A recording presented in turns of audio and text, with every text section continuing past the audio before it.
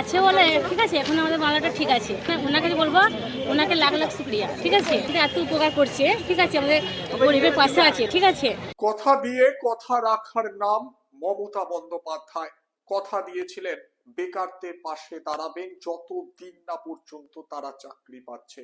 সেই কথা মতোই রাজ্য জুড়ে শুরু হয়ে গিয়েছে ফর্ম ফিল আপ।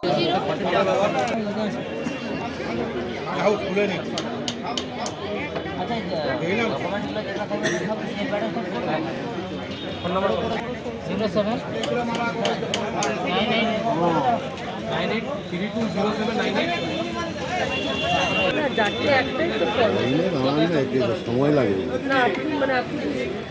পয়লা এপ্রিল থেকে টাকা ঢুকতে শুরু করে দেবে অ্যাকাউন্টে। যুবক যুবতীদের লম্বা লাইন, দুদিনে 13 লক্ষ ফর্ম ফিল আপ হয়েছে। মমতা বন্দ্যোপাধ্যায় সহযোগিতার হাত বাড়িয়ে দিয়েছে রাজ্য প্রশাসন। 5 বছর ধরে যুবক যুবতীদের ব্যাংক অ্যাকাউন্টে দেওয়া হবে 1500 টাকা করে।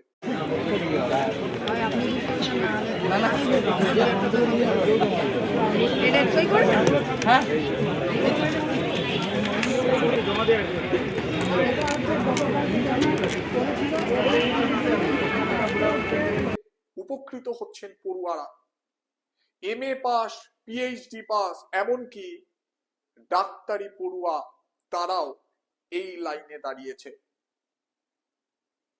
লাইন থেকে অবশ্যই দাবি উঠছে কর্মসংস্থানের, কারণ ভাতা কিছুটা সাময়িক সাপোর্ট দিতে পারে, কিন্তু সারা জীবনের জন্য ভাতা কখনো গ্রহণযোগ্য নয়।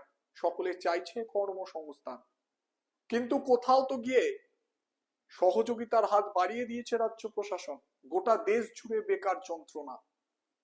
বাংলায় মমতা বন্দ্যোপাধ্যায় সরকার বলছে যতদিন না পর্যন্ত আপনি কাজ পাচ্ছেন ততদিন আপনাকে সহযোগিতা করবে সরকার, টানা 5 বছর। আপনি এখানে কিসের জন্য এসেছেন? আমার স্বামীর জন্য এসেছি। কিসের? এই যে যুবসাথী করার জন্য এসেছি। তো এই যুবসাথীতে কত টাকা করে পাওয়া যাবে জানেন? হ্যাঁ, বলছে তো 1500 টাকা। হ্যাঁ, এটা আপনাদের কতটা উপকারে লাগবে? অনেকটা উপকার লাগবে, অনেক ভালো হবে। আমি যে লক্ষ্মী ভান্ডার পাই, ঠিক আছে, আমার ছেলের যে মাসে ধরো আমি যে টিউশনি মাইনে দিতে পারছি না, সেই মাসে টিউশনি মাইনে দেওয়া হয়ে যায়। এবার ধরো কোনো মাসে আবার লক্ষ্মী ভান্ডার তুলে ছেলের ড্রেস কেনা হয়, এটা বলে আরও সুবিধা হয়। তো এটার জন্য আমাদের মুখ্যমন্ত্রী উনি করলেন এটা, হ্যাঁ। তাকে কিছু বলতে চাও? ওনাকে কি বলবো, উনি আছে বলে ঠিক আছে, এখন আমাদের বাংলাটা ঠিক আছে, ঠিক আছে, তাদের ওখানে ওনাকে বলবো ওনাকে লাখ লাখ শুক্রিয়া, ঠিক আছে। কাকে বলছো এটা? এটা মুখ্যমন্ত্রী মমতা ব্যানার্জিকে বলছি। হ্যাঁ, কি বলছো? যে ওনাকে লাখ লাখ শুক্রিয়া, ঠিক আছে, মানে উনি যে আমাদের এত উপকার করছে, ঠিক আছে, আমাদের গরিবের পাশে আছে, ঠিক আছে। যখন সিপিএম ছিল, ঠিক আছে, যখন সিপিএম ছিল, সিপিএম কি বলতো যে ভোটটা দে, তোকে আমি 1 মাস পর ঘরে দিচ্ছি।